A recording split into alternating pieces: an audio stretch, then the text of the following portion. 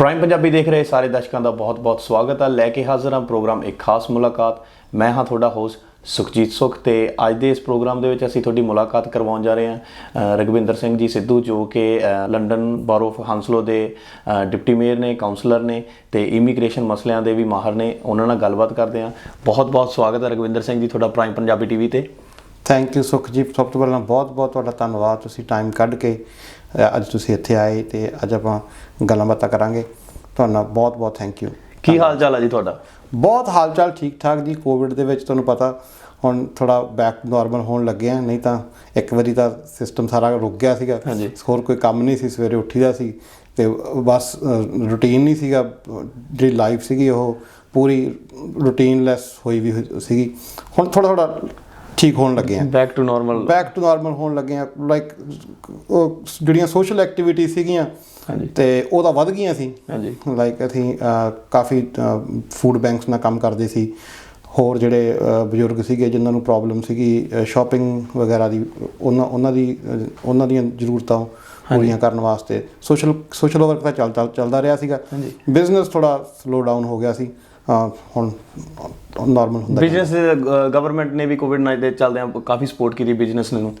ਹਾਂਜੀ, ਗੌਰਮੈਂਟ ਨੇ ਕਾਫੀ ਸਪੋਰਟ ਕੀਤੀ, ਇੰਪਲੋਇਰਸ ਨੂੰ ਕਾਫੀ ਸਪੋਰਟ ਕੀਤੀ। ਫਰਲੋ ਸਕੀਮ ਚੱਲਦੀ ਹੈ, ਹਜੇ ਤੱਕ ਚੱਲ ਰਹੀ ਹੈ। ਬਿਜ਼ਨਸਿਸ ਨੂੰ 10,000 ਪਾਉਂਡ ਜਿਹੜੀਆਂ ਛੋਟੇ ਬਿਜ਼ਨਸ ਸੀਗੇ ਉਹਨਾਂ ਨੂੰ ਮਿਲੇ। ਫਿਰ ਉਸ ਤੋਂ ਬਾਅਦ ਜਿਹੜੇ ਵੱਡੇ ਬਿਜ਼ਨਸ ਸੀਗੇ ਉਹਨਾਂ ਨੂੰ ਲਾਈਕ ਅਪ ਟੂ 25,000 ਤੋਂ ਉਸ ਤੋਂ ਬਾਅਦ ਉਸ ਤੋਂ ਵੱਡਿਆਂ ਨੂੰ ਲਾਈਕ ਮਿਲੀਅਨ ਪਾਉਂਡਸ ਤੱਕ ਵੀ ਹੈਲਪ ਹੁੰਦੀ ਰਹੀ ਹੈ। ਗੌਰਮੈਂਟ ਨੇ ਕੀਤੀ ਹੈ। ਗੌਰਮੈਂਟ ਨੇ ਲੋਕਲ ਗੌਰਮੈਂਟਸ ਨੂੰ ਫੰਡਸ ਭੇਜੇ। ਉਹਦੇ ਨਾਲ ਗੌਰਮੈਂਟ ਨੇ ਹੱਬਸ ਚਲਾਈਆਂ, ਫੂਡ ਹੱਬਸ ਚੱਲੀ ਹੌਂਸਲੋ ਦੇ ਵਿੱਚ। ਹੌਂਸਲੋ ਹੱਬ ਨੇ ਜਿਹੜੇ ਲੋੜਵੰਦ ਸੀਗੇ ਉਹਨਾਂ ਲਈ ਫੂਡ ਦੇ ਪੈਕਟਸ ਪਹੁੰਚਵਾਏ, ਵੀਕਲੀ ਚੱਲਦੇ ਰਹੇ। ਕਾਫੀ ਹੈਲਪ ਸੀਗੀ, ਜਿੰਨੀ ਹੋ ਸਕਦਾ ਸੀ ਸਰਕਾਰਾਂ ਨੇ ਮਦਦ ਕੀਤੀ ਹੈ ਇੱਥੇ। ਅੱਛਾ, ਜਿਹੜੇ ਇੱਕ ਵਿਜ਼ਟਰ ਵੀਜ਼ੇ ਦੇ ਜਿਹੜੇ ਇੱਥੇ ਲੋਕ ਆਏ ਹੋਏ ਸੀਗੇ ਕਰੋਨਾ ਵਾਇਰਸ ਦੇ ਟਾਈਮ ਦੇ ਚੱਲਦੇ, ਉਹ ਕਰੋਨਾ ਵਾਇਰਸ ਕਰਕੇ ਇੱਥੇ ਸਟਕ ਹੋ ਗਏ ਸੀਗੇ, ਉਹ ਵਾਪਸ ਨਹੀਂ ਸੀ ਜਾ ਸਕੇ। ਉਸ ਚੀਜ਼ ਬਾਰੇ ਸਾਨੂੰ ਦੱਸੋ ਵੀ ਉਹਨਾਂ ਦਾ ਲਾਸਟ ਡੇਟ ਕਦੋਂ ਸੀ ਵਾਪਸ ਜਾਣ ਦੀ ਉਹਨਾਂ ਦੀ? ਲਾਸਟ ਡੇਟ ਵੱਧ ਗਈ ਆ। ਅੱਛਾ ਜੀ, 31 ਅਗਸਤ ਤੱਕ ਵੱਧ ਗਈ ਆ। ਪਰ ਉਹਨਾਂ ਨੇ ਇਹ ਗੱਲ ਕਹੀ ਆ ਵੀ ਸਾਨੂੰ ਤੁਸੀਂ ਇਨਫੋਰਮ ਕਰੋ, ਤੁਸੀਂ ਔਨਲਾਈਨ ਅਪਲਾਈ ਕਰ ਸਕਦੇ ਹੋ।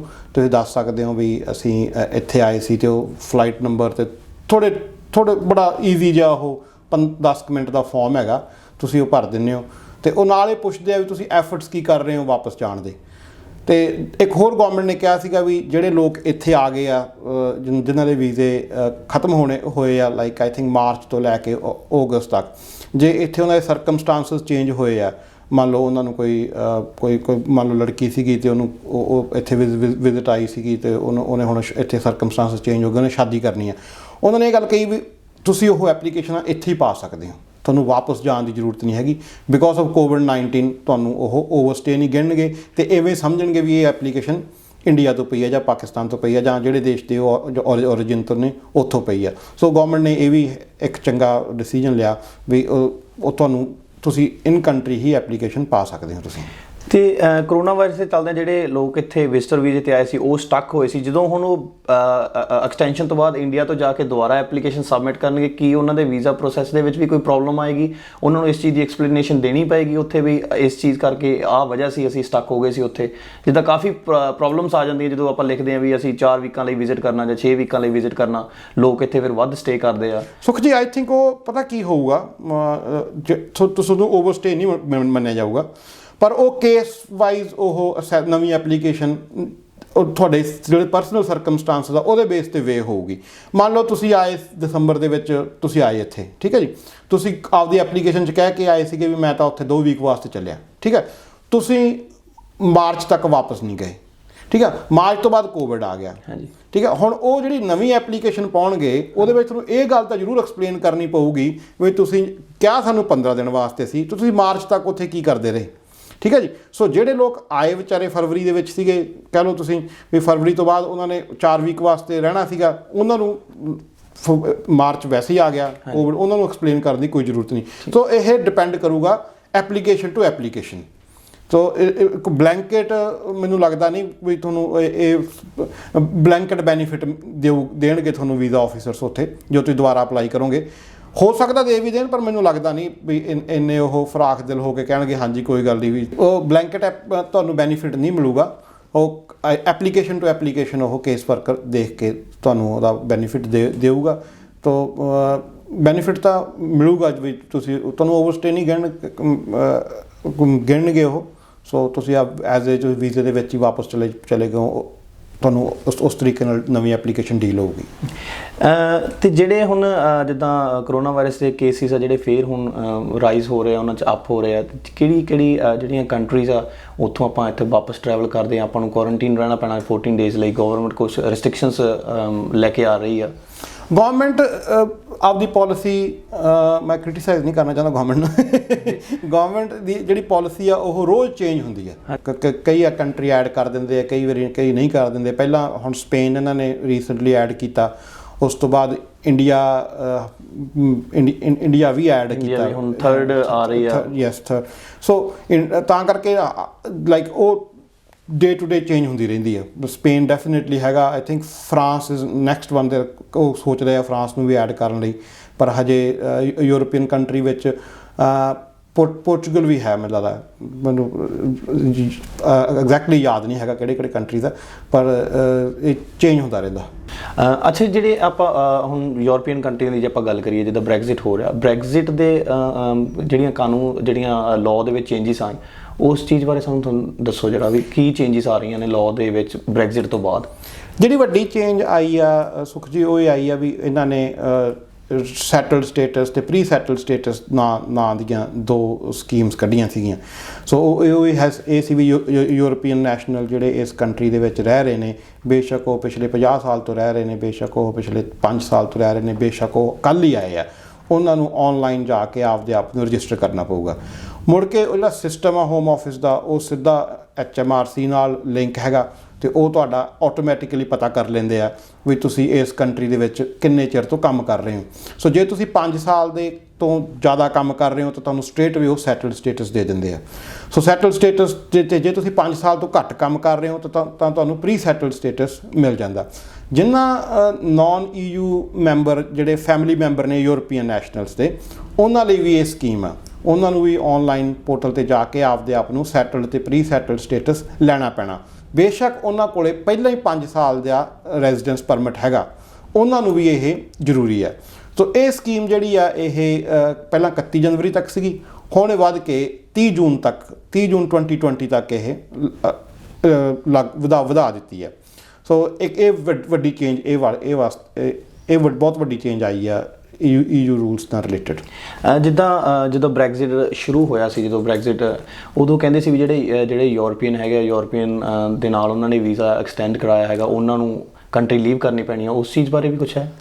ਨਹੀਂ, ਜਿਹੜੇ ਨਾਨ EU ਇੱਥੇ ਰਹਿ ਰਹੇ ਆ ਯੂਰਪੀਅਨ ਨੈਸ਼ਨਲਸ ਨਾਲ ਮੈਰਿਡ ਨੇ, ਉਹਨਾਂ ਨੂੰ ਕੰਟਰੀ ਛੱਡਣ ਦੀ ਜ਼ਰੂਰਤ ਨਹੀਂ ਹੈਗੀ। ਓਕੇ, ਉਹਨਾਂ ਨੂੰ ਐਕਸਟੈਂਸ਼ਨ ਇੱਥੋਂ ਹੀ ਮਿਲੇਗੀ? ਹਾਂਜੀ, ਉਹਨਾਂ ਨੂੰ ਐਕਸਟੈਂਸ਼ਨ ਇੱਥੇ ਮਿਲੂਗੀ।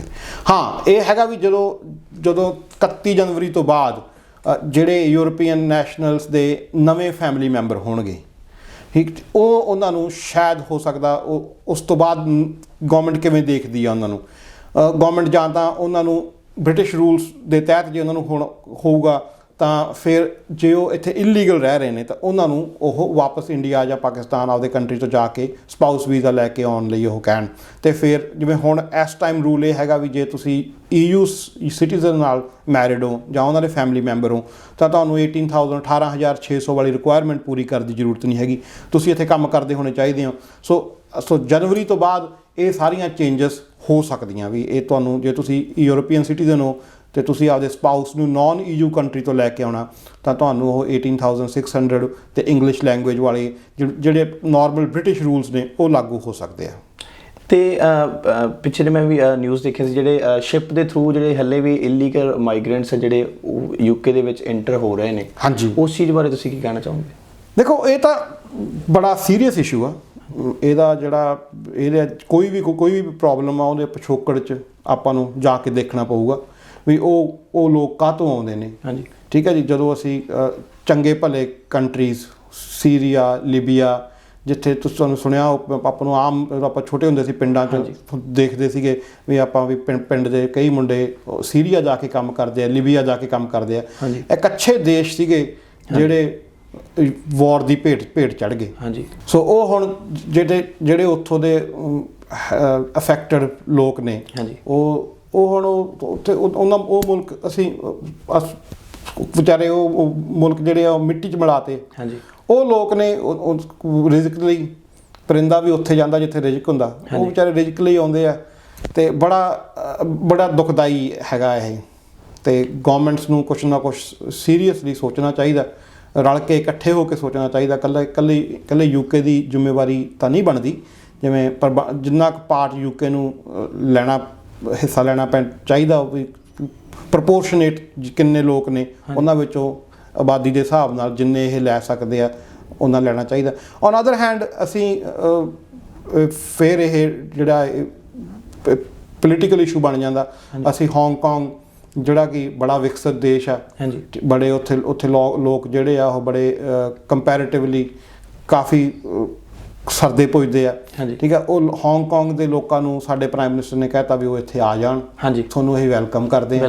ਜਿਨ੍ਹਾਂ ਕੋਲ ਰੋਟੀ ਹੈਗੀ ਅਸੀਂ ਉਹਨੂੰ ਹੋਰ ਦੇ ਰਹੇ ਹਾਂ, ਕਿਉਂਕਿ ਸਿਰਫ ਅਸੀਂ ਆਪਦੇ ਆਪ ਨੂੰ, ਸਾਡਾ ਮੁਲਕ ਜਿਹੜਾ ਉਹ ਪੋਲੀਟੀਕਲੀ ਵਰਲਡ ਨੂੰ ਵਿਖਾਉਣਾ ਚਾਹੁੰਦਾ ਵੀ ਦੇਖੋ ਜੀ ਅਸੀਂ ਚਾਈਨਾ ਦੇ ਖਿਲਾਫ ਵੇਖੋ ਉੱਥੇ ਚਾਈਨਾ ਕੀ ਕਰ ਰਿਹਾ ਹਾਂਗਕਾਂਗ ਦੇ ਵਿੱਚ, ਤੇ ਅਸੀਂ ਹਾਂਗਕਾਂਗ ਦੀ ਸਪੋਰਟ ਤੇ ਦੇਖਿਆ ਜਾਵੇ ਤਾਂ ਇੰਪਲੋਇਮੈਂਟ ਸਟੇਸ਼ਨ ਤਾਂ ਪਹਿਲਾਂ ਹੀ ਸਾਰੇ ਜੌਬਲੈਸ ਹੋ ਗਏ ਇੱਥੇ ਆਲਰੇਡੀ। ਬਿਲਕੁਲ ਹੁਣ ਜੌਬਸ ਤਾਂ ਤੁਸੀਂ ਦੇਖੋ, ਇੱਕ ਤਾਂ ਐਡਾ ਵੱਡਾ ਇਸ਼ੂ ਆ ਕੋਵਿਡ-19 ਦਾ, ਜਿਹਦੇ ਅਸਰ ਜਿਹੜੇ ਆ ਮੈਨੂੰ ਲੱਗਦਾ 2-3 ਸਾਲ 4 ਸਾਲ ਦੇਖਣ ਨੂੰ ਮਿਲਣਗੇ। ਕਿਉਂਕਿ ਆਪਾਂ ਜਿੱਥੇ ਬੈਠੇ ਆ ਆਪਣਾ ਸਾਰਾ ਹੀਥਰੋ ਦੇ ਬੇਸ 'ਤੇ ਕੰਮ ਚੱਲਦਾ ਸੀ, ਅਤੇ ਹੀਥਰੋ ਅੱਜ ਤੋਂ ਨੀਅਰਲੀ 100 ਸਾਲ ਪਹਿਲਾਂ ਬਣਿਆ। ਜਦੋਂ ਅਸੀਂ 100 ਸਾਲ ਪਹਿਲਾਂ ਬਣਿਆ, ਉਹ ਸਾਰੇ ਦਾ ਸਾਰਾ ਜਿਹੜੇ ਇਹ ਆਪਣੇ ਬੋਰੋਜ਼ ਨੇ, ਖਾਸ ਕਰ ਹੌਂਸਲੋ, ਹਲਿੰਗਡਨ, ਈਲਿੰਗ, ਇਵਨ ਸਲਾਓ, ਇਹ ਲੋਕ ਇੱਥੇ ਆਈ ਕੰਮ ਵਾਸਤੇ ਆ, ਰਹਿੰਦੇ ਹੀ ਕੰਮ ਹੀਥਰੋ ਨਾਲ ਬੇਸਡ ਕੰਮ ਆ, ਅਤੇ ਇਹ ਇੱਕਦਮ ਬੰਦ ਹੋ ਜਾਣਾ। ਅਤੇ ਇਹਦੇ ਸਿੱਟੇ ਜਿਹੜੇ ਆ ਬੜੇ ਆਉਣ ਵਾਲੇ ਟਾਈਮ ਦੇ ਵਿੱਚ ਆਪਾਂ ਨੂੰ ਦੇਖਣ ਨੂੰ ਮਿਲਣਗੇ। ਵੀ ਬਾਕੀ ਉਹ ਲੋਕ ਅਫੈਕਟਡ ਨੇ ਜਿਨ੍ਹਾਂ ਦਾ ਕੰਮ ਹੀ ਇਹ ਸੀ, ਸਵੇਰੇ ਉੱਠੇ, ਆਪਦਾ ਬ੍ਰੇਕਫਾਸਟ ਕੀਤਾ, ਕੰਮ 'ਤੇ ਚਲੇ ਗਏ। ਜੇ 10 ਘੰਟੇ ਦੀ ਸ਼ਿਫਟ ਲਾਈ, ਜੇ 2 ਘੰਟੇ ਓਵਰ ਟਾਈਮ ਵੀ ਮਿਲ ਗਿਆ, 12 ਘੰਟੇ ਵੀ ਕੰਮ ਕੀਤਾ, 14 ਘੰਟੇ ਵੀ ਕੰਮ ਕੀਤਾ, 16 ਘੰਟੇ ਵੀ ਕੰਮ ਕੀਤਾ, ਫਿਰ ਆਏ, ਖਾਣਾ ਖਾਧਾ, ਸੌਂ ਗਏ। ਠੀਕ ਹੈ, ਜੇ ਵੀਕਐਂਡ ਦੇ ਉੱਤੇ ਵੀ ਓਵਰ ਟਾਈਮ ਮਿਲਿਆ ਉਹ ਵੀ ਕਰ ਲਿਆ। ਠੀਕ ਹੈ, ਸੋ ਬੜੇ ਮਿਹਨਤੀ ਲੋਕ ਨੇ ਜਿਹੜੇ ਆਪਣੇ ਹੀਥਰੋ ਕੰਮ ਕਰਦੇ ਆ, ਅਤੇ ਉਹਨਾਂ ਨੇ ਆਪਦੀ ਸਾਰੀ 20 ਸਾਲ 25 ਸਾਲ ਉੱਥੇ ਕੰਮ ਕੀਤਾ। ਹੁਣ ਇੱਕਦਮ ਤੁਹਾਨੂੰ ਕਹਿਤਾ ਵੀ ਨਹੀਂ ਜੀ ਹੁਣ ਤੁਸੀਂ ਅਗਲੇ ਮਹੀਨੇ, ਆਹ ਮਹੀਨੇ ਵੀ ਤੁਹਾਡੀ ਫਰਲੋ ਆ, ਅਗਲੇ ਮਹੀਨੇ ਆਇਓ, ਆਹ ਮਹੀਨੇ ਉਸ ਤੋਂ ਬਾਅਦ ਅਗਲੇ ਮਹੀਨੇ ਵੀ ਤੁਹਾਡੀ ਫਰਲੋ ਆ, ਉਸ ਤੋਂ ਅਗਲੇ ਮਹੀਨੇ ਆਇਓ। ਅਤੇ ਫਿਰ ਹੌਲੀ ਹੌਲੀ ਜਿਹੜੀਆਂ ਡਿਸਕਸ਼ਨਸ ਚੱਲ ਰਹੀਆਂ BAA ਦੀਆਂ ਯੂਨੀਅਨਸ ਨਾਲ, ਵੀ ਬਹੁਤ ਲੋਕ ਜਿਹੜੇ ਵਿਚਾਰੇ ਰਿਟਰਨੈਂਟ ਹੋ ਜਾਣਗੇ। ਉਹ ਰਿਟਰਨੈਂਸੀ ਦੇ ਵਿੱਚ ਤਾਂ ਮੈਂਟਲ ਹੈਲਥ ਇੱਕ ਨਵਾਂ ਇਸ਼ੂ ਖੜਾ ਹੋਊਗਾ ਇਸ ਤੋਂ ਬਾਅਦ। ਠੀਕ ਹੈ ਜੀ, ਕਿਉਂਕਿ ਜਿਹੜਾ ਹਿਊਮਨ ਬ੍ਰੇਨ ਆ ਉਹ ਇਸ ਤਰੀਕੇ ਨਾਲ ਆ ਵੀ ਤੁਸੀਂ ਇੱਕ ਪੈਟਰਨ 'ਤੇ ਚੱਲ ਰਹੇ ਹੋ। ਹੁਣ ਉਹ ਪੈਟਰਨ ਟੁੱਟ ਗਿਆ, ਤੁਹਾਨੂੰ ਸਮਝ ਨਹੀਂ ਲੱਗਦੀ। ਇੱਕ ਤਾਂ ਮਨੀ ਵਰੀਜ਼ ਤਾਂ ਇੱਕ ਛੋਟੀ ਵਰੀ ਆ, ਉਸ ਤੋਂ ਬਾਅਦ ਵੀ ਮੈਂ ਆਪਦੇ ਆਪ ਨਾਲ ਕਰਨਾ ਕੀ ਆ। ਠੀਕ ਹੈ, ਤੁਸੀਂ ਵੀ ਮੈਂ ਹੁਣ ਅੱਜ ਕੀ ਕਰਨਾ, ਮੈਂ ਤੁਹਾਡਾ ਰੂਟੀਨ ਜਿਹੜਾ ਉਹ ਖਰਾਬ ਹੋ ਗਿਆ। ਸੋ ਇਹਦਾ ਗੌਰਮੈਂਟ ਨੂੰ ਸੀਰੀਅਸਲੀ ਕੁਛ ਨਾ ਕੁਛ ਸੋਚਣਾ ਚਾਹੀਦਾ ਵੀ ਜਿਹੜਾ ਇਹ ਵਰਕ ਫੋਰਸ ਆ, ਇਹ ਵਰਕ ਫੋਰਸ ਨੂੰ ਇਸ ਤੋਂ ਪਹਿਲਾਂ ਕਿ ਅਸੀਂ ਪਹਿਲਾਂ ਕੋਵਿਡ ਤੋਂ NHS ਨੂੰ ਬਚਾਇਆ। ਠੀਕ ਆ, ਹੁਣ ਅਸੀਂ ਕਹੀਏ ਵੀ ਮੈਂਟਲ ਹੈਲਥ ਇਸ਼ੂਜ਼ ਨੂੰ ਰਿਲੇਟਡ ਵੀ NHS ਨੂੰ ਬਚਾਉਣਾ, ਕਿਉਂਕਿ ਪਹਿਲਾਂ ਹੀ ਫੰਡਿੰਗ ਬੜੀ ਘੱਟ ਆ NHS ਦੀ ਇਸ ਮੈਂਟਲ ਹੈਲਥ ਬਾਰੇ। ਤਾਂ ਉਹ ਬੋਝ ਹੋਰ NHS 'ਤੇ ਪਊਗਾ। ਸੋ ਦੂਸਰੀ ਗੱਲ ਇਹ ਆ ਵੀ ਦੁਖਾਂਤ ਕਹਿ ਲਓ ਤੁਸੀਂ, ਵੀ ਹੌਲੀ ਅਸੀਂ ਸਾਰੀ ਹੀਥਰੋ ਤੋਂ ਬਗੈਰ ਸਾਰੀ ਇੰਡਸਟਰੀ ਅਸੀਂ ਚਾਈਨਾ ਭੇਜਤੀ। ਠੀਕ ਹੈ ਜੀ, ਤੁਸੀਂ ਦੇਖਿਆ ਹੋਊਗਾ ਜਿਲਟ ਕਾਰਨਰ, ਜਿਹਦਾ ਨਾਂ ਹੀ ਜਿਲਟ ਕਾਰਨਰ, ਉੱਥੇ ਜਿਲਟ ਬਲੇਡ ਬਣਦੇ ਸੀਗੇ। ਠੀਕ ਆ, ਅਸੀਂ ਉਹ ਫੈਕਟਰੀ ਚਲੀ ਗਈ, ਹੈਂਡਲੂਮ ਫੈਕਟਰੀ ਚਲੀ ਗਈ, ਕੱਪੜੇ ਨਹੀਂ ਇੱਥੇ ਬਣਦੇ। ਨਹੀਂ, ਇੱਥੇ 1960s ਦੇ ਵਿੱਚ ਮੇਡ ਇਨ ਇੰਗਲੈਂਡ ਆਪਾਂ ਇੰਡੀਆ ਕੋਲ ਸਮਾਨ ਆਉਂਦਾ ਹੁੰਦਾ ਸੀਗਾ। ਠੀਕ ਆ, ਹੁਣ ਤੁਸੀਂ ਚਾਅ ਨਾਲ ਸ਼ਰਟ ਪਾਉਂਦੇ ਸੀ ਵੀ ਇੰਗਲੈਂਡ ਤੋਂ ਬਣੀ ਹੈ। ਹੁਣ ਤੁਸੀਂ ਇੱਥੇ ਮਾਰਕਸ ਐਂਡ ਸਪੈਂਸਰ ਚਲੇ ਜਾਓ, ਕਿਸੇ ਵੀ ਸੁਪਰ ਸਟੋਰ ਚਲੇ ਜਾਓ, ਤੁਸੀਂ ਉੱਥੇ ਲੇਬਲ ਲੱਗਿਆ ਹੋਇਆ made in India, made in China, made in Vietnam, made in Bangladesh. ਠੀਕ ਹੈ, ਅਸੀਂ ਇਹ ਇੰਡਸਟਰੀ ਉੱਥੇ ਭੇਜਤੀ।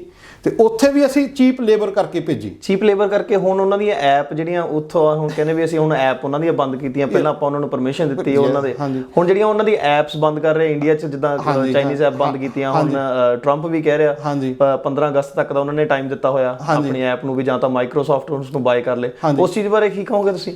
ਸੁਖ ਜੀ, ਲਾਈਕ ਸਮੁੰਦਰਾਂ ਨੂੰ ਬੰਨ੍ਹ ਤਾਂ ਨਹੀਂ ਲੱਗਦੇ ਨਾ, ਠੀਕ ਹੈ, ਤੁਸੀਂ ਕਿੰਨਾ ਕੁ ਚਿਰ ਉਹਨਾਂ ਨੂੰ ਕਾਰਨਰ ਕਰੋਗੇ, ਠੀਕ ਹੈ ਜੀ। ਤੁਸੀਂ ਆਪ ਦੇਖੋ, ਜਿਹੜੀ ਐਪ ਤੇ ਗੱਲ ਚੱਲਦੀ ਹੈ, ਜਿਹੜੀ ਟਰੈਕ ਐਂਡ ਟਰੇਸ ਇੱਥੇ ਐਪ ਯੂਕੇ ਦੇ ਵਿੱਚ ਸ਼ੁਰੂ ਕੀਤੀ ਸੀ, ਉਹਦੇ ਤੇ ਮਿਲੀਅਨ ਪਾਉਂਡਸ ਲਾਏ, ਮਿਲੀਅਨ ਪਾਉਂਡ ਲਾਏ। ਹਾਲਾਂਕਿ ਗੂਗਲ ਕਹਿ ਰਿਹਾ ਸੀਗਾ ਵੀ ਸਾਡੇ ਕੋਲੇ ਐਪ ਮੌਜੂਦ ਆ, ਸਾਡੀ ਐਪ ਯੂਜ਼ ਕਰੋ, ਇਹ ਟੈਸਟਡ ਐਪ ਆ, ਅਸੀਂ ਹੋਰ ਕੰਟਰੀਜ਼ ਦੇ ਵਿੱਚ ਵੀ ਯੂਜ਼ ਕੀਤੀ ਆ, ਤੇ ਸਾਡੇ ਕੰਟਰੀ ਨੇ ਕਹਿੰਦਾ ਹੀ ਅਸੀਂ ਆਪਦੀ ਬਣਾ ਕੇ ਤੇ ਅਸੀਂ ਮਿਲੀਅਨ ਪਾਉਂਡ ਅਸੀਂ ਉੱਥੇ ਖਰਚਾਂਗੇ, ਤੁਹਾਡੀ ਐਪ ਨਹੀਂ। ਉਹ ਹੁਣ ਪਤਾ ਲੱਗ ਰਿਹਾ ਵੀ ਉਹ ਵੀ ਇਫੈਕਟਿਵਲੀ ਨਹੀਂ ਕੰਮ ਕਰ ਰਹੀ, ਠੀਕ ਹੈ। ਉਹਦਾ ਲਾਈਕ ਤੁਸੀਂ ਦੇਖੋ ਨਾ, ਲਾਈਕ ਜਿਵੇਂ ਹੁਣ ਇੰਡੀਆ ਨੇ ਟਿਕਟੌਕ ਬੈਨ ਕਰਤਾ, ਠੀਕ ਹੈ ਜੀ। ਉਸ ਤੋਂ ਬਾਅਦ ਮੈਂ ਇੱਕ ਦਿਨ ਕੁਛ ਦੇਖ ਰਿਹਾ ਸੀਗਾ, ਕਿਸੇ ਨੇ ਜੋਕ ਪਾਇਆ ਹੋਇਆ ਸੀਗਾ, ਤੇ ਉਹ ਕਹਿ ਰਹੇ ਸੀਗੇ ਵੀ ਕਿਸੇ ਨੇ ਮਾਸਕ ਪਾਇਆ ਹੋਇਆ ਆਈ ਹੇਟ ਚਾਈਨਾ, ਠੀਕ ਹੈ, ਤੇ ਪਿੱਛੇ ਲਿਖਿਆ ਹੋਇਆ ਸੀਗਾ ਮਾਸਕ ਦੇ ਮੇਡ ਇਨ ਚਾਈਨਾ। ਸੋ ਅਸੀਂ ਚਾਈਨਾ ਨੂੰ ਕੀ ਲੱਗੇ, ਤੁਸੀਂ I hate China the mask China 'ਚ ਹੀ ਖਰੀਦ ਰਹੇ ਹੋ, ਠੀਕ ਹੈ। ਉਹ ਤਾਂ ਪੈਸੇ, ਉਹ ਤਾਂ ਬਿਜ਼ਨਸ ਕਰਦਾ ਚਾਈਨਾ ਦਾ। ਅੱਛਾ, ਜਿਹੜੇ ਹੁਣ ਇਮੀਗ੍ਰੇਸ਼ਨ 'ਤੇ ਆਪਾਂ ਗੱਲ ਕਰਦੇ, ਜਿਹੜੇ ਸਟੂਡੈਂਟਸ ਜਿਹੜੇ ਇੰਡੀਆ ਤੋਂ ਆ ਰਹੇ ਆ, ਜਾਂ ਜਿਨ੍ਹਾਂ ਦੀਆਂ ਫਾਈਲਾਂ ਉੱਥੇ ਆਲਰੇਡੀ ਸਬਮਿਟ ਹੋਈਆਂ ਸੀ, ਕਾਲਜਾਂ ਦੀ ਫੀਸ ਭਰੀ ਹੋਈ ਸੀ, ਉਹ ਕਰੋਨਾ ਵਾਇਰਸ ਕਰਕੇ ਨਹੀਂ ਇੱਥੇ ਆ ਸਕੇ, ਤੇ ਉਹਨਾਂ ਦੀ ਜਿਹੜੀ ਫੀਸ ਆ, ਕੀ ਕਾਲਜਸ ਵਾਪਸ ਕਰਨਗੇ ਜਾਂ ਉਹ ਬੰਦ ਹੋ ਰਹੇ ਨੇ? ਪਿੱਛੇ ਜੇ ਰੌਲਾ ਪਿਆ ਸੀ 13-14 ਯੂਨੀਵਰਸਿਟੀਜ਼ ਜਿਹੜੀਆਂ ਬਲੈਕ ਲਿਸਟਡ ਹੋ ਰਹੀਆਂ ਨੇ।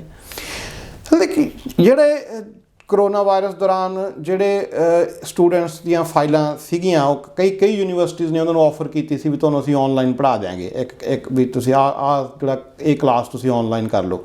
ਪਰ ਜ਼ਿਆਦਾਤਰ ਸਟੂਡੈਂਟ, ਕਹਿਣਾ ਨਹੀਂ ਚਾਹੀਦਾ ਮੈਨੂੰ, ਜ਼ਿਆਦਾਤਰ ਸਟੂਡੈਂਟਸ ਤਾਂ ਇੱਥੇ ਆਉਂਦੇ ਆ ਵੀ ਬਾਹਰ ਜਾਣਾ, ਠੀਕ ਹੈ ਨਾ। ਉਹ ਇਹ ਨਹੀਂ ਹੈਗਾ ਵੀ ਸਾਰੇ ਦੇ ਸਾਰੇ ਇਸ ਚੱਕਰ 'ਚ ਆਉਂਦੇ ਆ, ਪਰ ਮੋਸਟਲੀ ਜਿਹੜੇ ਸਟੂਡੈਂਟਸ ਹੁੰਦੇ ਆ ਵੀ ਚਲੋ ਇੱਥੇ ਬਾਹਰ ਆ ਕੇ ਚਲ ਕੰਮ ਕਰਾਂਗੇ, ਨਾਲੇ ਪੜ੍ਹਾਂਗੇ, ਨਾਲੇ 4 ਪੈਸੇ ਕੋਈ ਹੈਲਪ ਵੀ ਕਰਾਂਗੇ।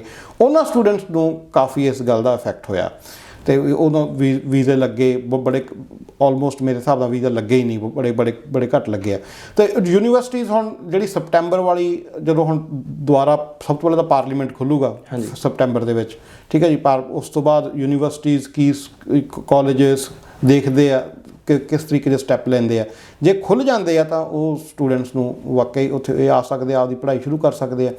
ਜੇ ਕੋਈ ਪ੍ਰੋਬਲਮ ਪੈਂਦੀ ਆ ਵੀ ਨਹੀਂ ਯੂਨੀਵਰਸਿਟੀਜ਼ ਖੁੱਲ੍ਹ ਰਹੀਆਂ, ਤਾਂ ਓਬਵੀਅਸਲੀ ਯੂਨੀਵਰਸਿਟੀਜ਼ ਪੈਸੇ ਤਾਂ ਵਾਪਸ ਕਰਨਗੀਆਂ। ਅੱਛਾ ਜੀ, ਇੱਕ ਚੀਜ਼ ਤੁਹਾਡੇ ਤੋਂ ਹੋਰ ਪੁੱਛਣੀ, ਜਿਹੜੇ ਜਿੱਦਾਂ ਹੁਣ lockdown back to normal open ਹੋ ਚੁੱਕਿਆ, ਜਿਹੜੇ ਵੀ ਸਟੂਡੈਂਟ ਇੰਡੀਆ ਹੈਗੇ ਜਾਂ ਕਿਸੇ ਵੀ ਕੰਟਰੀ ਦੇ ਜਿਹੜੇ ਸਟੂਡੈਂਟਸ ਨੇ, ਉਹ ਯੂਨਾਈਟਿਡ ਕਿੰਗਡਮ ਦੇ ਵਿੱਚ ਆਉਣਾ ਚਾਹੁੰਦੇ ਨੇ, ਯੂਨੀਵਰਸਿਟੀਜ਼ ਰੀਓਪਨ ਹੋ ਚੁੱਕੀਆਂ ਨੇ, ਹੋਮ ਆਫਿਸ ਰੀਓਪਨ ਹੋ ਚੁੱਕੇ ਨੇ, ਫਾਈਲਾਂ ਜਿੱਦਾਂ ਲੈਣ ਲੱਗ ਗਏ ਉਹ? ਹੋਮ ਆਫਿਸ ਫਾਈਲਾਂ ਲੈਣੀਆਂ ਸ਼ੁਰੂ ਕਰ ਦਿੱਤੀਆਂ ਹੋਮ ਆਫਿਸ ਨੇ। ਹੋਮ ਆਫਿਸ ਜਲੰਧਰ ਤੇ ਆਪਣਾ ਚੰਡੀਗੜ੍ਹ ਅਪੁਆਇੰਟਮੈਂਟਸ ਈਜ਼ੀਲੀ ਮਿਲ ਰਹੀਆਂ।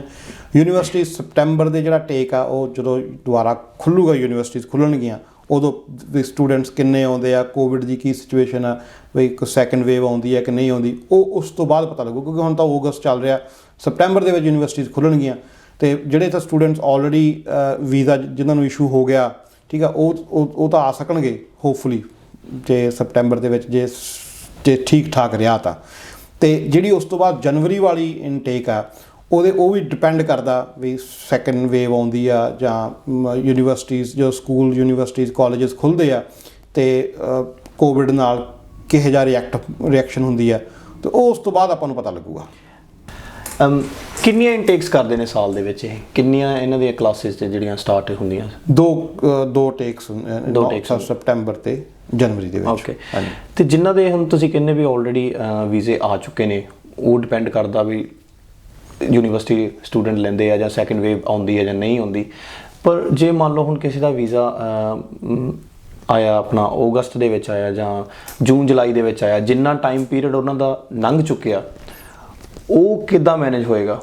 ਯੂਨੀਵਰਸਿਟੀਜ਼ ਨੇ ਆਫਰ ਕੀਤੀਆਂ ਸੀ ਆਨਲਾਈਨ ਕਲਾਸਿਸ। ਓਕੇ, ਤੇ ਉਹਨਾਂ ਨੇ ਇਹ ਵੀ ਕਿਹਾ ਸੀਗਾ ਵੀ ਜੇ ਤੁਹਾਨੂੰ ਵੀਜ਼ਾ ਨਹੀਂ ਵੀ ਲੱਗਾ ਤਾਂ ਤੁਹਾਨੂੰ ਅਸੀਂ ਉੱਥੇ ਇੰਡੀਆ ਦੇ ਵਿੱਚ ਆਨਲਾਈਨ ਅਸੀਂ ਤੁਹਾਨੂੰ ਐਜੂਕੇਸ਼ਨ ਕਰਵਾ ਦਿਆਂਗੇ।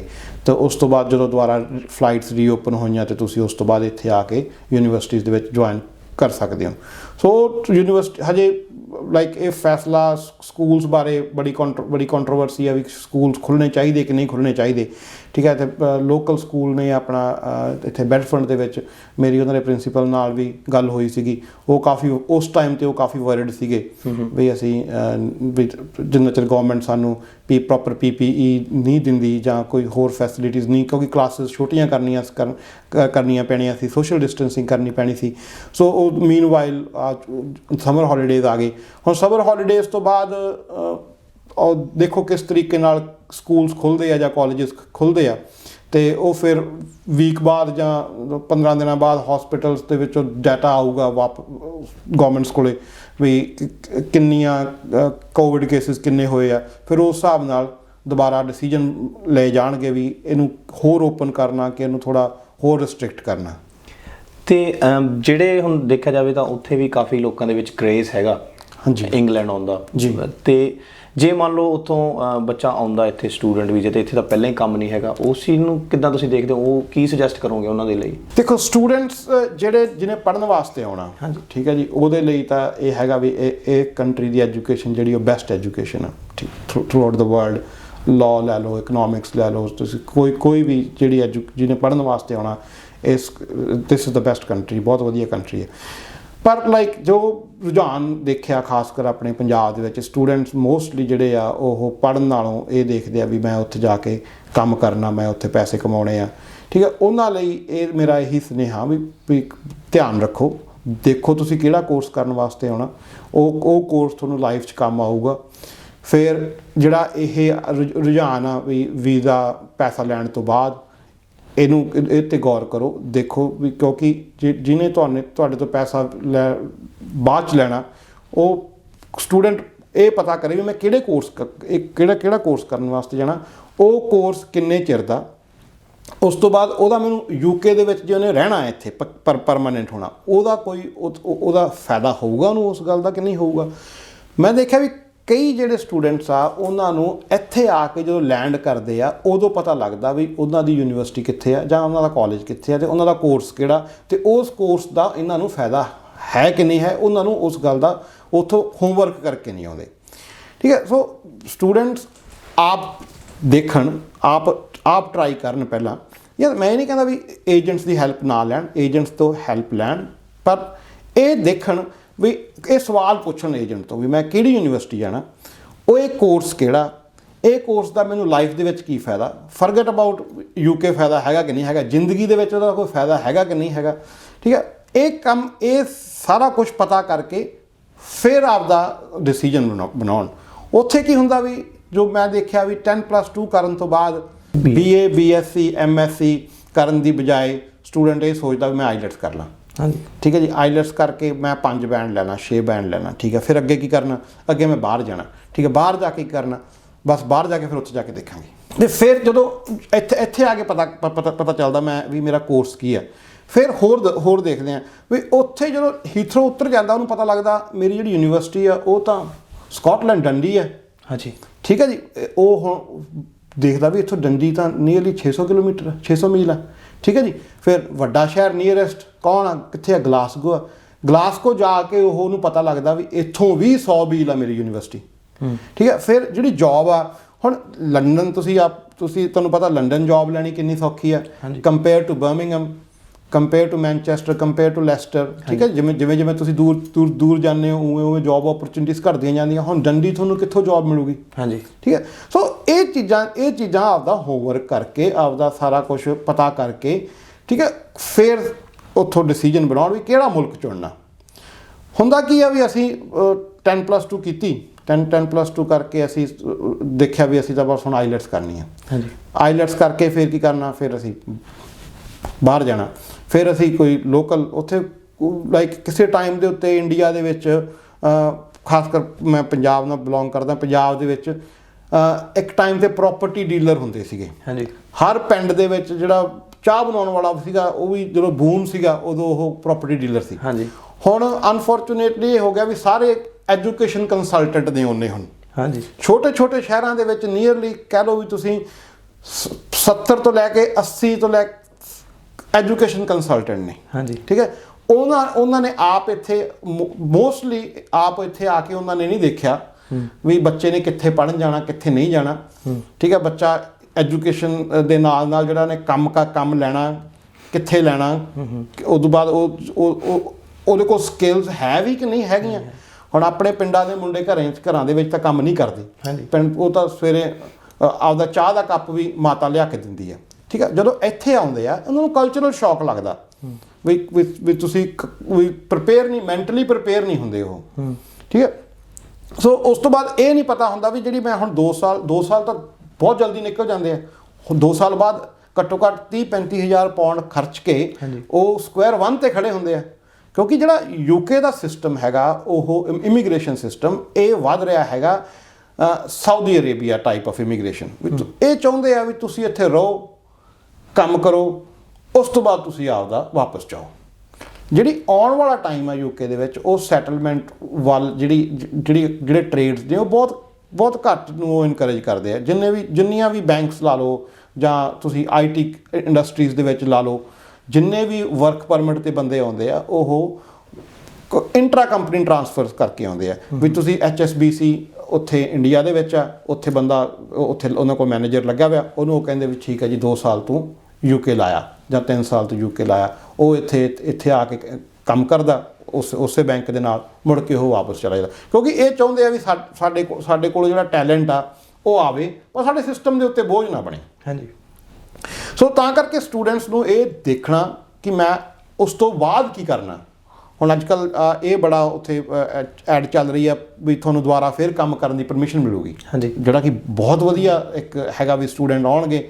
ਠੀਕ ਹੈ, ਘੱਟੋ ਘੱਟ 2 ਸਾਲ ਦੇ ਵਿੱਚ ਜੇ ਉਹਨੂੰ 2 ਸਾਲ ਦੀ ਪਰਮਿਸ਼ਨ ਮਿਲੂਗੀ ਪੋਸਟ ਸਟੱਡੀ ਵਰਕ ਦੀ, ਜਾਂ ਸਾਲ ਦੀ ਮਿਲੂਗੀ ਪੋਸਟ ਸਟੱਡੀ ਵਰਕ ਦੀ, ਤਾਂ ਉਹ ਘੱਟੋ ਘੱਟ ਐਟਲੀਸਟ ਇੱਕ ਤਾਂ ਆਪਦਾ ਜੋ ਵੀ ਤੁਸੀਂ ਖਰਚਿਆ ਉਹ 'ਚੋਂ ਕੁਛ ਹਿੱਸਾ ਜਨਰੇਟ ਕਰਕੇ ਵਾਪਸ ਲੈ ਜਾਣਗੇ, 4 ਪੈਸੇ ਉਹਨਾਂ ਨੂੰ ਬਣ ਜਾਣਗੇ। ਪਲੱਸ ਉਹਨਾਂ ਨੂੰ UK ਦੀ ਵਰਕਿੰਗ ਕਲਚਰ ਦਾ ਅਤੇ ਇੰਡਸਟਰੀ ਸਮਝ ਲੱਗੂਗੀ। ਅਤੇ ਸਟੂਡੈਂਟਸ ਲਈ ਤਾਂ ਮੇਰਾ ਇਹ ਹੈਗਾ ਵੀ ਸੁਨੇਹਾ ਵੀ ਤੁਸੀਂ ਆਪ ਥੋੜ੍ਹਾ ਜਿਹਾ ਹੋਮਵਰਕ ਕਰੋ, ਏਜੰਟ ਤੋਂ ਪੁੱਛੋ ਮੇਰੀ ਯੂਨੀਵਰਸਿਟੀ ਕਿੱਥੇ ਹੈ। ਉਸ ਤੋਂ ਬਾਅਦ ਅੱਜ ਕੱਲ੍ਹ ਕੀ ਕਰਦੇ ਆ, ਕਿਉਂਕਿ ਸਟੂਡੈਂਟ ਨੂੰ ਇਹ ਹੁੰਦਾ ਮੈਂ ਤਾਂ ਪਾਸਪੋਰਟ ਬਣਾ ਲਿਆ, IELTS ਕਰ ਲਿਆ, ਮੇਰਾ ਕੰਮ ਪੂਰਾ ਹੋ ਗਿਆ। ਗਾਂ ਏਜੰਟ ਵੀ ਕਹਿ ਦਿੰਦਾ ਮਨੀ ਆਫਟਰ ਦਾ ਵੀਜ਼ਾ। ਉਹਨਾਂ ਦੇ ਗਾਂ ਫੰਡਸ ਦਿਖਾਉਣ ਲਈ ਡਿਫਰੈਂਟ ਤਰੀਕੇ ਆ, ਉਹਨਾਂ ਦੀ ਬੈਂਕਸ ਨਾਲ ਅੰਡਰਸਟੈਂਡਿੰਗ ਆ, ਫੰਡਸ ਉਹ ਦਿਖਾ ਦਿੰਦੇ ਆ। ਮੁੜ ਕੇ ਏਜੰਟ ਦਾ ਇਹ ਦੇਖਦਾ ਵੀ ਜਿਹੜੀ ਯੂਨੀਵਰਸਿਟੀ ਤੋਂ ਮੈਨੂੰ ਮੈਕਸਿਮਮ ਕਮਿਸ਼ਨ ਮਿਲੂਗਾ ਉਹ ਮੈਂ ਬੱਚੇ ਦੀ ਐਡਮਿਸ਼ਨ ਉਹਨੇ ਤਾਂ ਫਾਈਨੈਂਸ਼ੀਅਲੀ ਇਕਨੋਮਿਕਸ ਆ ਸਿੰਪਲ ਵੀ ਮੈਨੂੰ ਜਿੱਥੋਂ ਵੱਧ ਫਾਇਦਾ ਹੁੰਦਾ ਮੈਂ ਤਾਂ ਉੱਥੇ ਕਰਨਾ। ਜੇ ਸਟੂਡੈਂਟ ਇਹ ਸਵਾਲ ਏਜੰਟ ਤੋਂ ਪੁੱਛੇ, ਇੱਕ ਤਾਂ ਏਜੰਟ ਨੂੰ ਇਹ ਹੋਊਗਾ ਵੀ ਇਹ ਬੱਚੇ ਨੇ ਹੋਮਵਰਕ ਕੀਤਾ ਹੋਇਆ, ਇਹਨੂੰ ਮੈਂ ਬੇਵਕੂਫ ਨਹੀਂ ਬਣਾ ਸਕਦਾ। ਨਾਲੇ ਹੁਣ ਤਾਂ IT ਦਾ ਜ਼ਮਾਨਾ, ਤੁਸੀਂ ਆਪਣੇ ਪਿੰਡ ਬੈਠੇ ਯੂਨੀਵਰਸਿਟੀਜ਼ ਨੂੰ ਈਮੇਲ ਕਰ ਸਕਦੇ ਹੋ, ਕਾਲਜਸ ਨੂੰ ਈਮੇਲ ਕਰ ਸਕਦੇ ਹੋ, ਤੁਸੀਂ ਸਰਚ ਕਰ ਸਕਦੇ ਹੋ ਵੀ ਮੈਂ ਇੱਥੋਂ ਹੌਂਸਲਰ ਤੋਂ ਬੈਠਾ ਅਤੇ ਮੈਂ ਜੇ ਲੰਡਨ ਜਾਣਾ ਤਾਂ ਮੇਰਾ ਜਿਹੜਾ ਟਰਾਂਸਪੋਰਟ TFL ਦਾ ਜਿਹੜਾ ਖਰਚਾ ਉਹੀ 10 ਪਾਉਂਡ ਡੇਲੀ ਦਾ। ਹਾਂਜੀ, ਠੀਕ ਹੈ ਜੀ। ਅਤੇ ਉਹ ਸਟੂਡੈਂਟ ਆਪਦਾ ਬਜਟ ਬਣਾ ਕੇ ਦੇਖ ਕੇ ਫਿਰ ਫੈਸਲਾ ਕਰੇ। ਆਪਾਂ ਉਹੀ ਗੱਲ ਕਰਦੇ ਵੀ ਏਜੰਟ ਦੀ ਬੈਂਕਾਂ ਦੇ ਨਾਲ ਡੀਲ ਆ ਜਾਂ ਫੇਕ ਫੰਡਸ ਆ ਜਾਂ ਕੁਛ ਵੀ ਆ।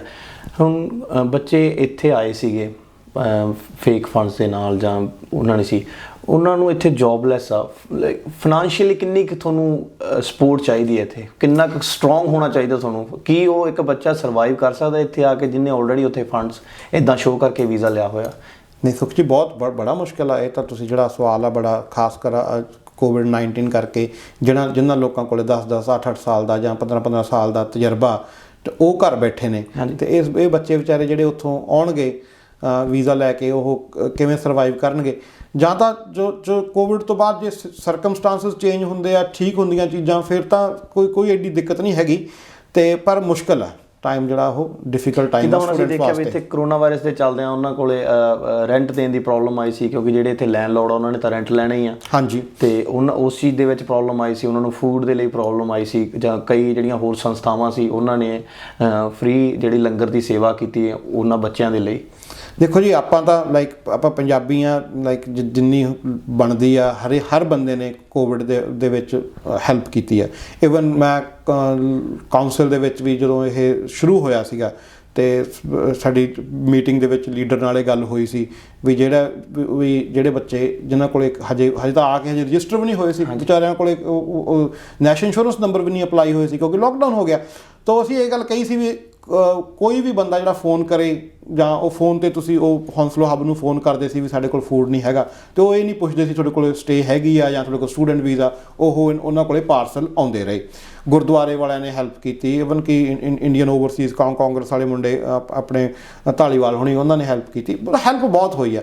ਪਰ ਲਾਈਕ ਸਟੂਡੈਂਟ ਜਿਹੜਾ ਸਟੂਡੈਂਟ ਆ ਉਹ ਇਹ ਦੇਖੇ ਵੀ ਮੈਂ ਉੱਥੋਂ ਇੰਡੀਆ ਬੈਠਾ, ਹੁਣ ਜਿਹੜੇ ਆ ਗਏ ਉਹ ਤਾਂ ਆਪਾਂ ਵੈਲਕਮ ਕਰਦੇ ਉਹਨਾਂ ਨੂੰ, ਠੀਕ ਹੈ ਨਾ, ਆਪਾਂ ਹੁਣ ਠੀਕ ਹੈ ਉਹਨਾਂ ਨੂੰ ਉਹ ਚਲੋ ਸਿਸਟਮ ਦੇ ਵਿੱਚ ਹੌਲੀ ਹੌਲੀ ਐਡਜਸਟ ਹੋ ਜਾਣਗੇ। ਪਰ ਜਿਹੜਾ ਸਟੂਡੈਂਟ ਇੰਡੀਆ ਬੈਠਾ ਉਹ ਇਹ ਦੇਖੇ ਵੀ ਮੈਂ 30 ਲੱਖ ਰੁਪਏ ਖਰਚਣਾ ਜਾਂ 40 ਲੱਖ ਰੁਪਏ ਖਰਚਣਾ, ਠੀਕ ਹੈ, ਆਪਦੇ 3 ਸਾਲ ਦੇ ਵਿੱਚ, ਠੀਕ ਹੈ ਜੀ।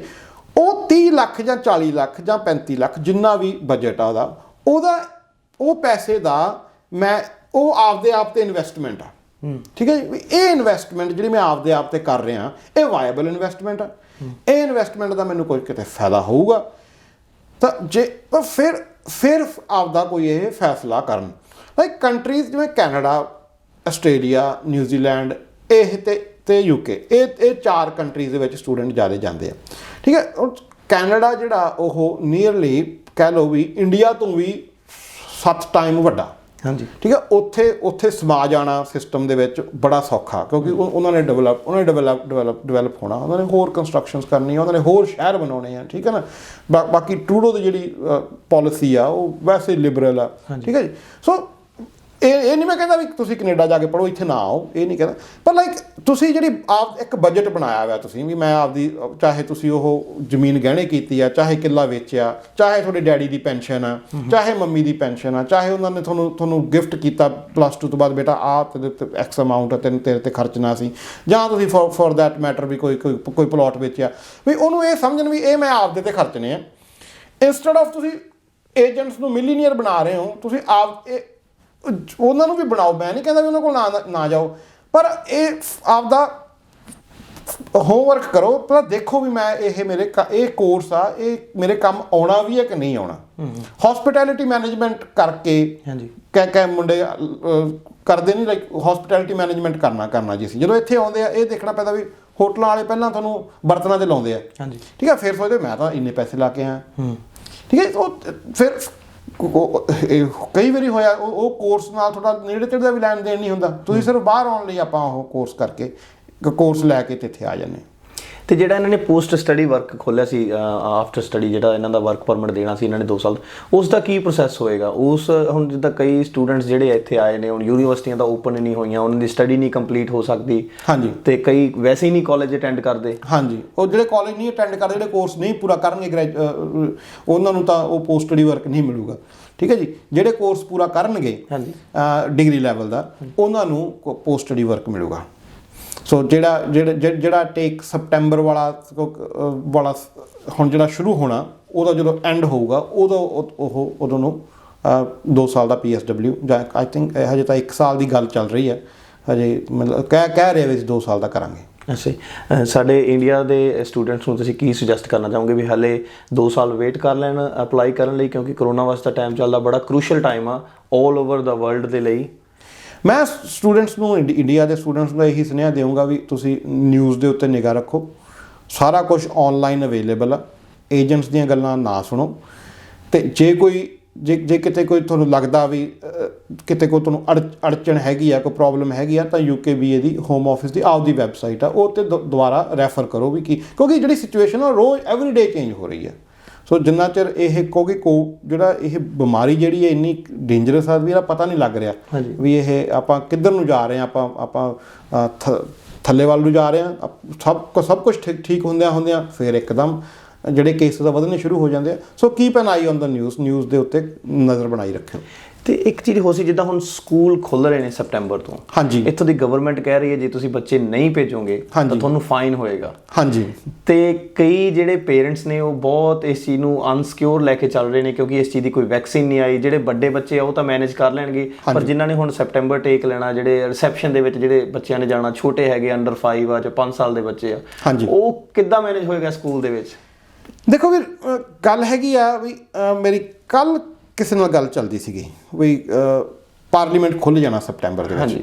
ਉਹ ਕਹਿ ਰਹੇ ਆ ਵੀ ਹਰ ਮੈਂਬਰ ਪਾਰਲੀਮੈਂਟ ਨੂੰ ਅਸੀਂ ਕੰਪਲਸਰੀ ਕਰਨਾ ਉੱਥੇ ਆਉਣਾ ਪਾਰਲੀਮੈਂਟ ਦੇ ਵਿੱਚ, ਬਿਕੋਜ਼ ਅਸੀਂ ਉਹ ਕਹਿੰਦੇ ਵੀ ਜੇ ਪਾਰਲੀਮੈਂਟੇਰੀਅਨਸ ਜਿਹੜੇ ਆ ਜੇ ਉਹ ਆ ਸਕਦੇ ਆ ਤਾਂ ਆਮ ਪਬਲਿਕ ਵੀ ਕੰਮ ਤੇ ਜਾਵੇ, ਇਹਨੂੰ ਖੋਲ੍ਹੀਏ। ਹਾਂਜੀ, ਠੀਕ ਹੈ ਜੀ। ਸੋ ਜਿਹੜੀ ਕੰਜ਼ਰਵੇਟਿਵ ਗਵਰਨਮੈਂਟ ਆ ਉਹ ਇਸ ਗੱਲ ਦੇ ਉੱਤੇ ਬੜੀ ਰਿਜਿਡ ਆ ਵੀ ਅਸੀਂ ਖੋਲ੍ਹਣਾ। ਠੀਕ ਹੈ ਜੀ। ਸੋ ਉਹੀ ਸੁਨੇਹਾ ਥੱਲੇ ਤੱਕ ਆਉਣਾ। ਹਾਂਜੀ, ਠੀਕ ਹੈ ਜੀ। ਜੇ ਪਾਰਲੀਮੈਂਟ ਖੁੱਲ੍ਹ ਗਿਆ ਤਾਂ ਕਾਉਂਸਲ ਵੀ ਖੁੱਲ੍ਹ ਜਾਣਗੀਆਂ, ਜੇ ਕਾਉਂਸਲਸ ਖੁੱਲ੍ਹ ਗਈਆਂ ਸਕੂਲ ਵੀ ਖੁੱਲ੍ਹ ਜਾਣਗੇ। ਫਿਰ ਉਹ ਹੋਊਗਾ ਨਾ ਵੀ ਸਾਨੂੰ ਤਾਂ ਕੁਝ ਹੋਇਆ ਨਹੀਂ, ਕੁਝ ਨਹੀਂ ਹੁੰਦਾ, ਠੀਕ ਹੈ, ਐਵਰੀਥਿੰਗ ਇਜ਼ ਫਾਈਨ। ਠੀਕ ਹੈ।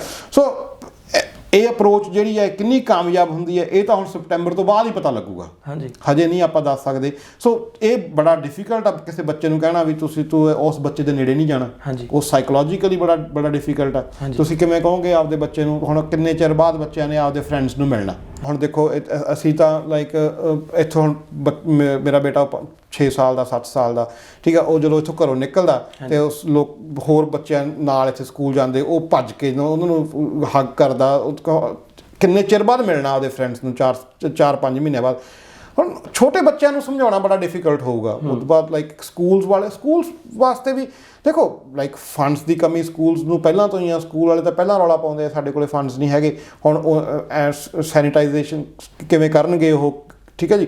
ਉਸ ਤੋਂ ਬਾਅਦ ਲਾਈਕ ਜਦੋਂ ਇੱਕ ਸਕੂਲ ਇੱਕ ਦਿਨ ਖਤਮ ਹੋਇਆ ਸਕੂਲ, ਨੈਕਸਟ ਡੇ ਪੂਰੇ ਦਾ ਪੂਰੇ ਨੂੰ ਫਿਰ ਸਾਫ਼ ਕਰਕੇ ਨੈਕਸਟ ਡੇ ਲਈ ਰੈਡੀ ਕਿਵੇਂ ਕਰਨਗੇ, ਬੜਾ ਡਿਫਿਕਲਟ ਹੋਊਗਾ। ਪਰ ਦੇਖਦੇ ਹਾਂ ਕਿਸ ਤਰੀਕੇ ਦੀ ਸਕੂਲਸ ਨੂੰ ਹੈਲਪ ਮਿਲਦੀ ਹੈ। ਪਰ ਸਕੂਲ ਤਾਂ ਚਲੋ ਮੈਨੇਜ ਕਰਦੇ ਆ, ਪਰ ਜੇ ਆਪਾਂ ਦੇਖਿਆ ਜਾਵੇ ਪੇਰੈਂਟਸ ਵੀ ਹੁਣ ਜਿੱਦਾਂ ਵੈਦਰ ਨਾਈਸ ਹੈਗਾ ਤੇ ਲੋਕੀ ਪਾਰਕਾਂ ਦੇ ਵਿੱਚ ਬਹੁਤ ਜਾਂਦੇ ਆ, ਉੱਥੇ ਬੱਚੇ ਖੇਡਦੇ ਆ ਰਾਈਡਸ ਦੇ ਉੱਤੇ, ਜਿੱਦਾਂ ਪਹਿਲਾਂ ਇਹਨਾਂ ਨੇ ਰਾਈਡਸ ਬੰਦ ਕੀਤੀਆਂ ਹੋਈਆਂ ਸੀਗੀਆਂ।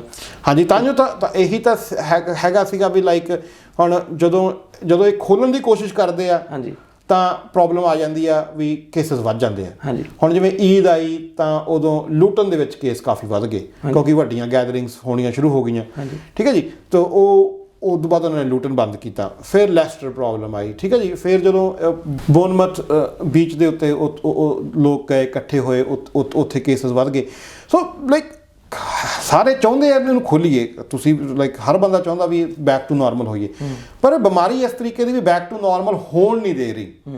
ਹੁਣ ਦੇਖੋ ਜਦੋਂ ਸ਼ੁਰੂ ਹੋਇਆ ਸੀ ਆਪਣੇ ਮਾਰਚ ਦੇ ਅਪ੍ਰੈਲ ਦੇ ਵਿੱਚ ਕੰਮ ਇੱਥੇ, ਉਦੋਂ ਮੈਨੂੰ ਯਾਦ ਆ ਵੀ ਮੇਰੇ ਦੋਸਤ ਆ ਇੰਡੀਆ, ਉਹਨਾਂ ਨੂੰ ਮੈਂ ਕਹਿੰਦਾ ਵੀ ਦੇਖੋ ਵੀ ਇੰਡੀਆ ਦੇ ਵਿੱਚ ਤੁਸੀਂ ਬੜਾ ਵਧੀਆ ਪ੍ਰੋਗਰਾਮ ਆ, ਤੁਸੀਂ ਠੀਕ ਰੱਖਿਆ। ਇਹਨਾਂ ਨੇ ਪਹਿਲਾਂ ਬੰਦ ਕਰਤਾ, ਇੰਡੀਆ ਨੇ ਪਹਿਲਾਂ ਬੰਦ ਕਰਤਾ ਤੇ ਉੱਥੇ ਬੜੇ ਘੱਟ ਕੇਸ ਸੀ। ਹੁਣ ਇੰਡੀਆ ਦੇਖੋ ਕਿੰਨੇ ਕੇਸਿਸ ਹੋ ਗਏ। ਸੋ ਇਹਦਾ ਜੇ ਖੋਲ੍ਹਦੇ ਆ ਤਾਂ ਕੋਵਿਡ ਪ੍ਰੋਬਲਮ ਆ, ਜੇ ਬੰਦ ਕਰਦੇ ਆ ਤਾਂ ਇਕੋਨਮੀ ਪ੍ਰੋਬਲਮ ਆ। ਸੋ ਬੜਾ ਮੁਸ਼ਕਿਲ ਡਿਸੀਜਨ ਲੈਣਾ ਗੌਰਮੈਂਟਸ ਵਾਸਤੇ ਵੀ ਤੇ ਅਥਾਰਟੀਜ਼ ਵਾਸਤੇ ਵੀ। ਅਸੀਂ ਜਾਨਾਂ ਬਚਾਉਣੀਆਂ ਵੀ ਜ਼ਰੂਰੀ ਆ ਤੇ ਇਕੋਨਮੀ ਚਲਾਉਣੀ ਵੀ ਜ਼ਰੂਰੀ ਹੈ। ਕਿਤੇ ਨਾ ਕਿਤੇ ਗੌਰਮੈਂਟ ਤਾਂ ਸਪੋਰਟ ਕਰ ਰਹੀ ਹੈ ਇਕੋਨਮੀ ਨੂੰ ਜਾਂ ਲੋਕਾਂ ਨੂੰ, ਪਰ ਲੋਕ ਉਸ ਚੀਜ਼ ਨਹੀਂ ਕੰਪਰੋਮਾਈਜ਼ ਕਰ ਰਹੇ ਲੱਗਦਾ ਤੁਹਾਨੂੰ? ਨਹੀਂ, ਲੋਕਾਂ ਨੇ ਵੈਸੇ ਲੰਡਨ ਦੇ ਵਿੱਚ ਤਾਂ ਜਿਸ ਹਿਸਾਬ ਨਾਲ ਲੰਡਨ ਦਾ ਪਾਪੂਲੇਸ਼ਨ ਆ, ਲੰਡਨ ਨੇ ਬੜਾ ਵਧੀਆ ਰਿਐਕਟ ਕੀਤਾ। ਲੋਕ ਨਹੀਂ ਸੜਕਾਂ 'ਤੇ ਨਿਕਲੇ। ਜਾਂ ਹੌਂਸਲੋ ਆਪਣਾ ਸਾਊਥ ਹਾਲ ਥੋੜ੍ਹਾ ਸੀਗਾ ਵੀ ਰਸ਼ ਹੁੰਦਾ, ਰਸ਼ ਹੋਇਆ, ਪਰ ਲਾਈਕ ਆਊਟਸਾਈਡ ਆਪਣੇ ਤੁਸੀਂ ਸੈਂਟਰ ਲੰਡਨ ਦਾ ਖਾਲੀ ਪਿਆ ਸੀਗਾ, ਸੜਕਾਂ ਖਾਲੀ ਪਈਆਂ। ਲੋਕਾਂ ਨੇ ਤਾਂ ਰਿਐਕਟ ਦੇਖੋ ਨਾ, ਤੁਸੀਂ ਕਿੰਨਾ ਕੁ ਚਿਰ ਤੁਸੀਂ ਬੰਦ ਵੀ ਰੱਖ ਸਕੋਗੇ ਨਾ। ਲਾਈਕ 4 ਮਹੀਨੇ ਹੋ ਗਏ ਹੁਣ, ਆਪਾਂ ਨੀਅਰਲੀ 5ਵੇਂ ਮਹੀਨੇ ਦੇ ਵਿੱਚ ਐਂਟਰ ਕਰਨ ਵਾਲੇ ਆ। ਉਹ ਇੱਕ ਵੈਦਰ ਪਾਰਟ ਪਲੇ ਕਰਦਾ ਇਹਦੇ ਵਿੱਚ। ਤੁਸੀਂ ਜਿਨ੍ਹਾਂ ਕੋਲ ਤਾਂ ਗਾਰਡਨ ਨੇ ਉਹ ਤਾਂ ਚਲੋ ਗਾਰਡਨ 'ਚ ਬੈਠ ਸਕਦੇ ਆ। ਜਿਹੜੇ ਫਲੈਟਸ 'ਚ ਰਹਿੰਦੇ ਆ ਉਹਨਾਂ ਲਈ ਬਾਹਰ ਨਿਕਲਣਾ ਬੜਾ ਜ਼ਰੂਰੀ ਹੈ। ਮੈਂਟਲ ਹੈਲਥ ਲਈ ਬੜਾ ਜ਼ਰੂਰੀ ਹੈ ਬਾਹਰ ਨਿਕਲਣਾ, ਗੱਲਾਂ ਬਾਤਾਂ ਕਰਨੀਆਂ। ਠੀਕ ਹੈ। ਫਿਰ ਵੇਖੋ ਜਿਹੜੇ ਬਜ਼ੁਰਗ ਨੇ ਅੱਗੇ ਉਹ ਲਾਈਕ ਕਾਫੀ ਈਵਨਿੰਗ ਚਲੇ ਜਾਂਦੇ ਸੀਗੇ। ਠੀਕ ਹੈ। ਗੱਲਬਾਤ ਕਰਨ ਲਈ ਉਹਨਾਂ ਨੇ ਇੱਕ ਪਲਾਨ ਬਣਾਇਆ ਹੁੰਦਾ ਸੀ ਹਫਤੇ ਦਾ, ਅਤੇ ਉਹ ਬਜ਼ੁਰਗਾਂ ਦੇ ਮੈਂਟਲ ਹੈਲਥ ਲਈ ਬੜਾ ਜ਼ਰੂਰੀ ਸੀਗਾ ਬਾਹਰ ਜਾਣਾ। ਕਿਉਂਕਿ ਇੱਥੇ ਇਹ ਵੀ ਹੈਗਾ ਵੀ ਇੱਥੇ ਇਕਾਂਤਪਨ ਵੀ ਬਹੁਤ ਆ। ਲੋਕ ਜਿਹੜੇ ਇਕੱਲੇ ਰਹਿੰਦੇ ਆ ਉਹਨਾਂ ਲਈ ਬੜਾ ਮੁਸ਼ਕਿਲ ਟਾਈਮ ਗੁਜ਼ਰਿਆ ਪਿਛਲੇ 4-4.5 ਮਹੀਨੇ। ਅਸੀਂ ਕਈ ਬਜ਼ੁਰਗਾਂ ਲਈ ਫੂਡ ਸ਼ਾਪਿੰਗ ਕਰਦੇ ਸੀਗੇ ਅਤੇ ਉਹ ਲਾਈਕ ਉਹ ਜੱਫੀ ਪਾਉਣ ਨੂੰ ਤਰਸਦੇ ਸੀਗੇ ਵੀ ਗ੍ਰੈਂਡ ਚਿਲਡਰਨਸ ਜਾਂ ਜਿਹੜੇ ਪੋਤੇ ਪੋਤੀਆਂ ਦੋਤੇ ਦੋਤੀਆਂ ਮਿਲਣ ਨਹੀਂ ਆਏ ਅਤੇ ਵੀ ਉਹ ਪੋਤੇ ਪੋਤੀਆਂ ਦੋਤੇ ਦੋਤੀਆਂ ਨੂੰ ਹੁਣ ਚਲੋ ਖੁੱਲ੍ਹਿਆ ਸੀਗਾ ਵੀ ਚਲੋ ਮਿਲਦੇ ਹਾਂ। ਠੀਕ ਹੈ। ਸੋ ਹਰ ਬੰਦਾ ਚਾਹੁੰਦਾ ਨੋਰਮਲ ਹੋਵੇ। ਅੱਛਾ, ਐਜ਼ ਏ ਕਾਉਂਸਲਰ ਤੇ ਐਜ਼ ਅ ਡਿਪਟੀ ਮੇਅਰ ਤੁਸੀਂ ਸਾਡੇ ਦਰਸ਼ਕਾਂ ਨੂੰ ਕੀ ਸੁਜੈਸਟ ਕਰਨਾ ਚਾਹੋਗੇ? ਮੈਂ ਦਰਸ਼ਕਾਂ ਨੂੰ ਇਹੀ ਸੁਜੈਸਟ ਕਰਨਾ ਚਾਹੂੰਗਾ ਵੀ ਬੜਾ ਡਿਫਿਕਲਟ ਟਾਈਮ ਆ, ਆਪਦੇ ਦੋਸਤਾਂ ਯਾਰਾਂ ਮਿੱਤਰਾਂ ਫੈਮਲੀਜ਼ ਨਾਲ ਕੰਟੈਕਟ ਰੱਖੋ, ਠੀਕ ਹੈ। ਜੇ ਕੋਈ ਮੇਰੇ ਵੀਰ ਭਰਾ ਜਿਹੜੇ ਰਿਟੈਂਡੈਂਸੀ ਦਾ ਸਾਹਮਣਾ ਕਰ ਰਹੇ ਆ, ਉਹਨਾਂ ਲਈ ਵੀ ਇਹ ਸੁਨੇਹਾ ਵੀ ਆਰ ਆਲ ਟੁਗੈਦਰ, ਸਾਰੇ ਆਪਾਂ ਇਕੱਠੇ ਆ ਇਸ ਟਾਈਮ ਦੇ ਵਿੱਚ। ਆਪਦੇ ਵਰੀਜ਼ ਨੂੰ ਜਿਹੜੀਆਂ ਮੁਸ਼ਕਲਾਂ ਨੇ ਉਹਨਾਂ ਨੂੰ ਡਿਸਕਸ ਕਰੋ, ਗੱਲਬਾਤ ਕਰਦੇ ਰਹੋ, ਆਪਦੇ ਆਪ ਅੰਦਰ ਨਾ ਚੀਜ਼ਾਂ ਨੂੰ ਦਬਾ ਕੇ ਰੱਖੋ, ਗੱਲਾਂ ਕਰਦੇ ਰਹੋ, ਡਿਸਕਸ ਕਰਦੇ ਰਹੋ, ਅਤੇ ਇਹ ਖਤਮ ਚੀਜ਼ ਜਲਦੀ ਹੋਊਗੀ ਅਤੇ ਫਿਰ ਹਨੇਰੇ ਤੋਂ ਬਾਅਦ ਸੂਰਜ ਜ਼ਰੂਰ ਨਿਕਲੂਗਾ। ਅਤੇ ਇਸੇ ਉਮੀਦ ਨਾਲ ਮੈਂ ਤੁਹਾਡਾ ਫਿਰ ਧੰਨਵਾਦ ਕਰਦਾ, ਤੁਸੀਂ ਇੱਥੇ ਆਏ, ਅੱਜ ਗੱਲਬਾਤ ਕੀਤੀ। Thank you very much. ਅੱਜ ਹੀ ਅਸੀਂ ਤੁਹਾਡੀ ਮੁਲਾਕਾਤ ਕਰਵਾਈ ਰਘਵਿੰਦਰ ਸਿੰਘ ਜੀ ਸਿੱਧੂ, ਜੋ ਕਿ ਲੰਡਨ ਬੋਰੋ ਆਫ ਹੰਸਲੋ ਦੇ ਕਾਉਂਸਲਰ ਨੇ, ਡਿਪਟੀ ਮੇਅਰ ਨੇ ਅਤੇ ਇਮੀਗ੍ਰੇਸ਼ਨ ਮਸਲਿਆਂ ਦੇ ਐਕਸਪਰਟ ਵੀ ਨੇ। ਤੁਸੀਂ ਦੇਖਦੇ ਰਹੋ ਪ੍ਰਾਈਮ ਪੰਜਾਬੀ। ਸਾਡੇ ਚੈਨਲ ਨੂੰ ਲਾਈਕ ਅਤੇ ਸਬਸਕ੍ਰਾਈਬ ਜ਼ਰੂਰ ਕਰਿਓ। ਸਤਿ ਸ਼੍ਰੀ ਅਕਾਲ। ਸਤਿ ਸ਼੍ਰੀ ਅਕਾਲ।